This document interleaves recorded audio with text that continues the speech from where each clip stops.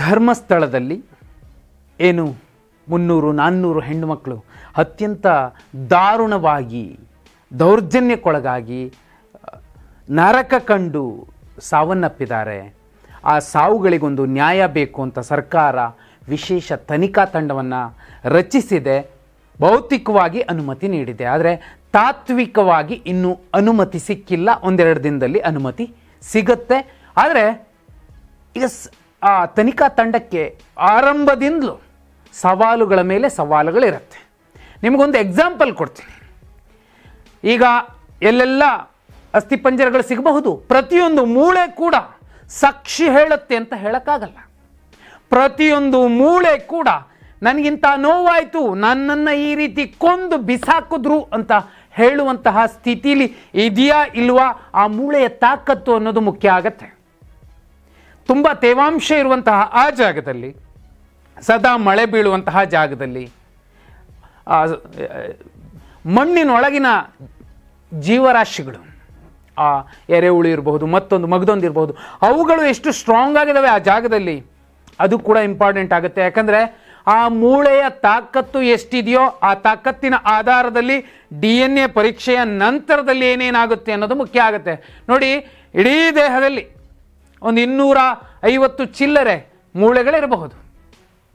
ಈ ಪೈಕಿ 2 ಮೂಳೆಗಳು, ಆ 2 ಮೂಳೆಗಳು ಮಾತ್ರನೇ ಸತ್ತ ನಂತರವೂ ಕೂಡ ನಮ್ಮ ಎಲ್ಲ ಚರಿತ್ರೆಯನ್ನು ಹೇಳಬಲ್ಲದು. ಆದರೆ ನಮ್ಮ ವ್ಯಕ್ತಿತ್ವ ಮಗದೊಂದು ಎಲ್ಲವನ್ನು DNA ಟೆಸ್ಟ್ ಅದನ್ನು ಹೇಳುತ್ತೆ. ನಮ್ಮ ನಡವಳಿಕೆಯಿಂದ ಹಿಡಿದು ನಮ್ಮ ಹವ್ಯಾಸಗಳ ತನಕ ಎಲ್ಲ ಹೇಳುತ್ತೆ. ಕೊನೆಗೆ ನಾನು ಹೇಗೆ ಸತ್ತೆ ಅನ್ನೋದನ್ನು ಕೂಡ ಹೇಳುತ್ತೆ. ಆ ಮೂಳೆ 2 ಯಾವುದು? ಒಂದು ಹಲ್ಲು, ಮತ್ತೊಂದು ಕಿವಿಯ ಭಾಗದಲ್ಲಿ ಸಿಗಬಹುದಾದಂತಹ ಒಂದು ದಪ್ಪನೆಯ ಮೂಳೆ. ನೀವು ಒಂದು ಅಸ್ಥಿಪಂಜರವನ್ನು ನೋಡಿದಾಗ, ಒಂದು ತಲೆಬುರುಡೆಯನ್ನು ನೋಡಿದಾಗ ನಿಮಗೆ ಜಾಯಿಂಟ್ ಕಾಣಿಸುತ್ತೆ. ಆ ಹಲ್ಲು ಯಾಕಂದರೆ ಆ ಮೂಳೆಗಳಿದಾವಲ್ಲ, ಅವು ಸುಲಭಕ್ಕೆ ಹಾಳಾಗೋದಿಲ್ಲ. ನೋಡಿ, ಇಲ್ಲಿ ಯಾಕೆ ಇದು ಕೊಲೆ ಅನ್ನೋದು ಗೊತ್ತಾಗತ್ತೆ, ಕೊಲೆ ಹೇಗಾಯಿತು ಅನ್ನೋದು ಹೇಗೋ ಕಂಡುಹಿಡಿತಾರೆ ಗೊತ್ತಾಗುತ್ತೆ. ಆದರೆ ಆ ಪರ್ಟಿಕ್ಯುಲರ್ ಅಸ್ಥಿಪಂಜರ ಯಾರಿದ್ರು, ಆ ಅಸ್ಥಿಪಂಜರದೊಳಗೆ ದೇಹ ಯಾರ್ದಿತ್ತು, ಅವರ ಮೇಲೆ ದೌರ್ಜನ್ಯ ಆಗಿದೆ ಇಲ್ಲ ಅಂತ ಹೇಳಿಕ್ಕಾಗೋದಿಲ್ಲ. ಸಿಂಪಲ್ ನೋಡಿ, ದೇಹದ ಆಚೆಗೆ ಸ್ಪರ್ಮ್ ಕೇವಲ 15-20 ನಿಮಿಷಗಳ ಕಾಲ ಮಾತ್ರ ಜೀವಂತವಾಗಿರುತ್ತೆ. ಇನ್ನು 20-30 ವರ್ಷಗಳ ಹಿಂದೆ ಅತ್ಯಾಚಾರಕ್ಕೊಳಗಾಗಿ ಅತ್ಯಂತ ಕ್ರೂರವಾಗಿ ನಿರ್ದಯವಾಗಿ ಕೊಲೆಯಾಗಿರುವಂತಹ ಈ ಹೆಣ್ಣು ಮಕ್ಕಳಿದಾರಲ್ಲ, ಇವ್ರ ಮೇಲೆ ಎಂತಹ ದಾರುಣ ದೌರ್ಜನ್ಯ ಆಗಿತ್ತು ಅಂತ ಹೇಳೋದಕ್ಕೆ ಕಷ್ಟ ಆಗಬಹುದು ಒಂದು ಹಂತಕ್ಕೆ, ಮೂಳೆಗಳ ಲೆಕ್ಕಾಚಾರವನ್ನು ನೋಡಿದಾಗ. ಯಾಕಂದರೆ ನೋಡಿ, DNA ಕೇವಲ ಮೃತದೇಹ ಯಾರದ್ದು ಅಂತ ಪತ್ತೆ ಹಚ್ಚಲು ಮಾತ್ರ ನೆರವಾಗುವುದಿಲ್ಲ, ಬದಲಿಗೆ ಅವರು ಹೇಗೆ ಸಾವನ್ನಪ್ಪಿದ್ರು ಅಂತ ತಿಳಿಯೋದಕ್ಕೂ ಕೂಡ ಸಹಾಯ ಆಗುತ್ತೆ DNA ಕಾರಣಕ್ಕೆ. ಆದರೆ ಅತ್ಯಾಚಾರದ ವಿಚಾರ ಏನಾಗುತ್ತೆ ನೋಡಿ, ಒಂದು ವೇಳೆ DNA ಏನಾದರೂ ನಾಪತ್ತೆಯಾದ ವ್ಯಕ್ತಿಗೆ ಹೋಲಿಕೆ ಆದರೆ ಆ ವ್ಯಕ್ತಿಯ ಗುರುತು ಪತ್ತೆಯಾಗುತ್ತದೆ. ಮೂಳೆಗಳಲ್ಲಿ ಏನಾದರೂ ಕತ್ತರಿಸಿದ ಮುರಿದಂತಹ ಗಾಯಗಳು ಅಥವಾ ಗುರುತುಗಳಿದ್ರೆ ಅದನ್ನು ಕೊಲೆ ಅಂತ ಒಂದು ಗುರುತಿಸೋಕೆ ಸಾಧ್ಯವಾಗುತ್ತೆ.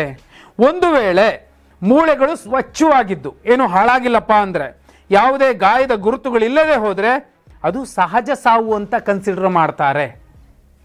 ವಿಧಿವಿಜ್ಞಾನ ತಂಡಕ್ಕೆ ಮತ್ತು ಅತ್ಯಾಧುನಿಕ ತಂತ್ರಜ್ಞಾನ ಈ ಧರ್ಮಸ್ಥಳ ಫೈಲ್ಸ್ ಪ್ರಕರಣಕ್ಕೆ ಬೇಕೇ ಬೇಕಾಗತ್ತೆ. ಸರ್ಕಾರ ಅದನ್ನು ಕೊಡಬೇಕಾಗತ್ತೆ. ಮೊಹಂತಿಯವರು ಸುಮಾರು 30 ಸಿಬ್ಬಂದಿಯನ್ನು ಕೇಳಿದಾರಂತೆ. ಅದರಲ್ಲಿ ವಿಧಿವಿಜ್ಞಾನ ವಲಯದಲ್ಲಿ ಸಾಕಷ್ಟು ಶ್ರಮವಹಿಸಿದಂತಹ ನುರಿತ ಪರಿಣತರನ್ನು ಎತ್ಕೊಂಡು ಹೋದರೆ ಸಾಕಷ್ಟು ಒಳ್ಳೆಯದಾಗುತ್ತೆ, ಕೇಸ್ಗೆ ನ್ಯಾಯ ಸಿಗಬಹುದು. ಇದರ ಜೊತೆಯಲ್ಲಿ ಕೆಲವು ಪ್ರಕರಣಗಳಲ್ಲಿ ಮೂಳೆಗಳಲ್ಲಿ ಅಥವಾ ಬಟ್ಟೆಗಳಲ್ಲಿ ವೀರ್ಯ ಅಥವಾ ಚರ್ಮದ ಕೋಶಗಳು ಪತ್ತೆಯಾಗುವ ಸಾಧ್ಯತೆಗಳಿವೆ.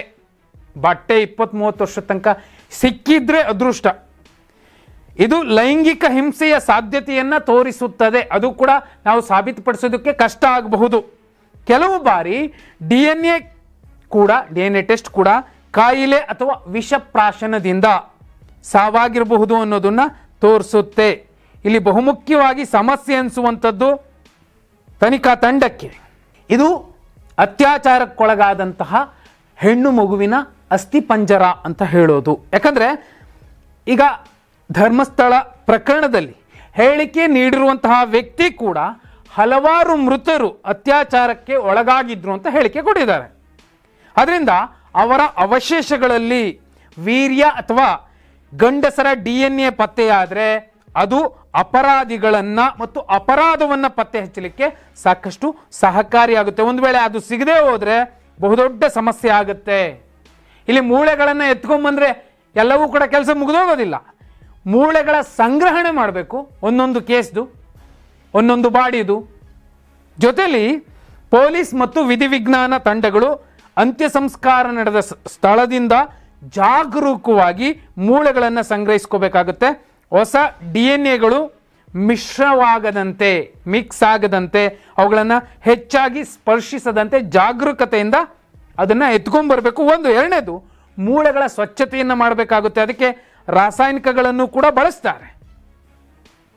ಇದರ ಜೊತೆಯಲ್ಲಿ DNA ನಕಲು ಮಾಡಿಕೊಂಡು ಬದುಕಿರುವಂತಹ ವ್ಯಕ್ತಿಗಳ ಜೊತೆಯಲ್ಲಿ DNA ಹೋಲಿಕೆ ಆಗ್ತಿದೆಯಾ ಅನ್ನೋದನ್ನು ನೋಡಿಕೊಂಡು ಆನಂತರದಲ್ಲಿ ಒಂದು ರಿಪೋರ್ಟ್ ತಗೊಂಡು ರಿಪೋರ್ಟ್ ಆಧಾರದ ಮೇಲೆ ಏನಾಯಿತು, ಯಾಕಾಯಿತು ಅನ್ನೋದು ಮುಖ್ಯ ಆಗುತ್ತೆ. ಇದಕ್ಕಿಂತಲೂ ಮುಖ್ಯ ಏನು ಗೊತ್ತಾ? ಆಯ್ತಪ್ಪ, ಎಲ್ಲ ರಿಪೋರ್ಟ್ ಬಂತು, ಅಪರಾಧ ಸಾಬೀತಾಗಿದೆ. ಅಪರಾಧಿ ಯಾರು? ಕಣ್ಣಾರೆ ನೋಡಿರುವಂತಹ ಸಾಕ್ಷಿದಾರರು ಎಷ್ಟು ಜನ ಇದ್ದಾರೆ ಕೊಂದಿದ್ದನ್ನು? ಆ ಕಾರಣಕ್ಕೋಸ್ಕರ ಯಾರೆಲ್ಲ ಅನುಮಾನಿತರಿದ್ದಾರೆ, ಯಾರ ಮೇಲೆಲ್ಲ ಅನುಮಾನದ ಬೇಳು ಬೊಟ್ಟು ಎಲ್ಲ ಸಾಕ್ಷಿಗಳ ಕಡೆಯಿಂದ ಬಂದು ತೋರಿಸುತ್ತೋ ಇಂಥವ್ರ ಮೇಲೆ ನನಗೆ ಡೌಟ್ ಇದೆ, ಅವರನ್ನು ಎತ್ತಾಕೊಂಡ್ಬರ್ತಾರೆ. ಆ ನಂತರದಲ್ಲಿ ತನಿಖೆಯನ್ನು ಮಾಡೋಕ್ಕೆ ಶುರು ಮಾಡ್ತಾರೆ. ವಿಚಾರಣೆ ಶುರುವಾಗುತ್ತೆ. ಅದು ಮತ್ತೊಂದು ಹಾದಿ ಹಿಡಿಯುತ್ತೆ. ತಾರ್ಕಿಕ ಅಂತ್ಯ ಸಿಗಬೇಕು ಅನ್ನೋದಾದರೆ ಇಲ್ಲಿ ಮೂಳೆಗಳು ಅನ್ನುವಂತಹ ಬಲಿಷ್ಠ ಸಾಕ್ಷಿ ಸದೃಢವಾಗಿರಬೇಕು. ನಿಸರ್ಗದ ಕಾರಣಕ್ಕೆ ಅದು ಹಾಳಾಗಿದ್ದರೆ ಬಹುದೊಡ್ಡ ಲಾಸ್ ಕೂಡ ಆಗುತ್ತೆ. ಆ ನೊಂದು ನರಕ ಕಂಡು ಕ್ರೂರವಾಗಿ ಕೊಲೆಯಾದಂತಹ ಹೆಣ್ಣು ಮಗುವಿನ ಆತ್ಮಕ್ಕೆ ಶಾಂತಿನೂ ಸಿಗೋದಿಲ್ಲ, ಆ ಅಸ್ಥಿಪಂಜರ ಸಾಕ್ಷಿ ಹೇಳೋದಕ್ಕೂ ಆಗೋದಿಲ್ಲ. ಹಾಗಿದ್ರೆ ಬರೀ ಎರಡು ಮೂಳೆಗಳಿಂದಾಗಿ, ಅದು ಹಲ್ಲು ಮತ್ತು ಕಿವಿಯ ಹಿಂಭಾಗದ ಒಂದು ಮೂಳೆ ಎಲ್ಲ ಸಾಕ್ಷಿ ಹೇಳುತ್ತೆ ಅನ್ನೋದಾದರೆ ಸುಮಾರು 300 ಚಿಲ್ಲರೆ ಹೆಣ್ಣು ಮಕ್ಕಳು ಇಲ್ಲಿ ನಿರ್ದಯವಾಗಿ, ನೀಚವಾಗಿ, ರಾಕ್ಷಸಿ ಪ್ರವೃತ್ತಿಗೆ ಸಿಕ್ಕಿ ಕಚಡಗಳಿಂದ ದೌರ್ಜನ್ಯಕ್ಕೊಳಗಾಗಿ ಕೊಲೆ ಆದ್ರಲ್ಲ, ಆ ಎಲ್ಲ ಹೆಣ್ಣು ಮಕ್ಕಳ ಆತ್ಮಕ್ಕೆ ಶಾಂತಿ ಸಿಗಬೇಕು ಅಂದರೆ ಆ ದೃಶ್ಯಗಳನ್ನು ನೋಡಿದವರು ಯಾರೋ ಹತ್ಕೊಂಡೋದ್ರು, ಕಿರ್ಚ್ಕೊಂಡೋದ್ರು, ನಾನು ನೋಡಿದೆ ಆದರೆ ಕಾಪಾಡೋಕ್ಕಾಗಲಿಲ್ಲ, ನನ್ನನ್ನು ಹೆದರಿಸಿದ್ರು, ಬೆದರಿಸಿದ್ರು, ಈ ಎಲ್ಲ ಸಣ್ಣ ಪುಟ್ಟ ಸಾಕ್ಷಿಗಳಿರ್ತಾವಲ್ಲ. ಹೌದು, ಆ ಹುಡುಗಿ ಅಳ್ತಾ ಒಬ್ಬಳೇ ಹೋಗ್ತಾ ಇದ್ಲು. ಅಂತಹ ಸಾಕ್ಷಿದಾರರು ಎಲ್ಲಿದ್ದರು? ಯಾರ ಭಯಕ್ಕೂ ಮುಲಾಜಿಗೂ ಒಳಗಾಗದೆ ಬಂದು ನಿಂತು SIT ಮುಂದೆ ಒಂದು ಸಾಕ್ಷಿ ಹೇಳಿದ್ರೆ ಆ ಎಲ್ಲ ಸಣ್ಣ ಸಣ್ಣ ತುಣುಕುಗಳ ಸಾಕ್ಷಿಗಳನ್ನು ಒಟ್ಟುಗೂಡಿಸಿಕೊಂಡು ಅಲ್ಲಿ ಸತ್ತಂತಹ ಹೆಣ್ಣು ಮಕ್ಕಳಿಗೆ ನ್ಯಾಯ ಕೊಡಿಸೋಕ್ಕೆ ಸಾಧ್ಯವಾಗತ್ತೆ. ಬರೀ ಬುರುಡೆಗಳಿಂದ ಏನೂ ಸಾಧ್ಯವಾಗೋದಿಲ್ಲ. ದೂರುಗಳು ಹೆಚ್ಚಾಗಬೇಕು. ಸಾಕ್ಷಿದಾರರು ಕೂಡ SIT ಮುಂದೆ ಬಂದು ಕ್ಯೂ ಕಟ್ಟಬೇಕು. ನಾನು ಹೇಳ್ತೀನಿ, ನನಗೂ ನೋವಾಗಿದೆ, ನಮ್ಮನೆಯಲ್ಲೂ ಹೆಣ್ಮಕ್ಳಿದ್ದಾರೆ, ಅವ್ರಿಗೆ ಇಂತಹ ಸ್ಥಿತಿ ಬಂದಿರೆ ನಾನು ಸುಮ್ಮನೆ ಕೂರ್ತಿರ್ಲಿಲ್ಲ, ನಾ ಹೇಳ್ತೀನಿ ಅಂತ ಹೇಳಬೇಕು. ಆ ಕೆಲಸ ಆಗತ್ತೆ ಅನ್ನೋದಾದರೆ ಈ ಎಲ್ಲ ಹೆಣ್ಣು ಮಕ್ಕಳಿಗೆ ನ್ಯಾಯ ಸಿಗತ್ತೆ. ಹಾಗಿದ್ರೆ ಸಾಕ್ಷಿದಾರರು ಸಾಕಷ್ಟು ಜನ ಇದ್ದರೂ ಕೂಡ ಅಲ್ಲಿ ಬಾಯಿ ಮುಚ್ಕೊಂಡು ಕೂತಿದಾರಲ್ಲ, ಅವರು ದಯವಿಟ್ಟು ಬಂದು ಬಾಯಿ ಬಿಡ್ತಾರ? ಕಮೆಂಟ್ ಮಾಡಿ.